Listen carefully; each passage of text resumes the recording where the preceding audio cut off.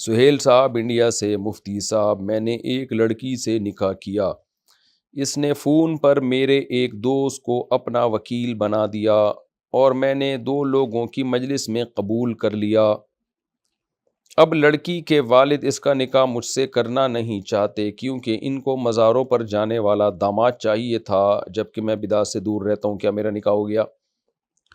پہلی بات تو یہ کہ آپ اس لڑکی کے ہم پلہ اور کفو یعنی اس کے جوڑ کے ہیں یا نہیں ہے، مالی اعتبار سے، دینی اعتبار سے، خاندانی شرافت کے اعتبار سے، تو جس کو جوڑ کا رشتہ کہا جاتا ہے اس سے کمتر تو نہیں ہے۔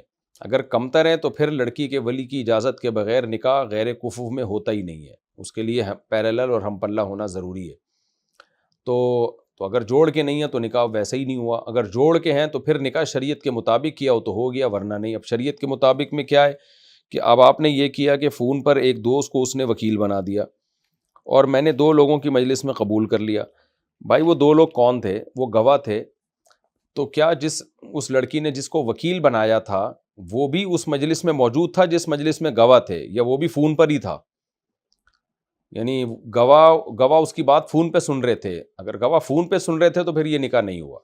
لڑکی نے جس کو وکیل بنایا وہ آپ کی مجلس میں موجود تھا، اس وکیل نے ایجاب کیا اور آپ نے قبول کیا، اور اس ایجاب و قبول کو اپنے کانوں سے سامنے بیٹھ کے 2 گواہوں نے سنا، تو پھر نکاح ہوتا ہے، اس کو ایجاب و قبول کہتے ہیں۔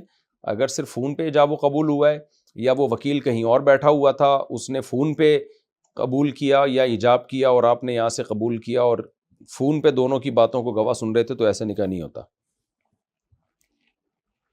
آج کل لڑکیاں یہ اٹھ پٹانگ کام بہت کر رہی ہیں، ٹیلی فونوں پہ نکاح، اپنا بیڑا غرق نہ کریں، زندگیاں برباد نہ کریں اپنا۔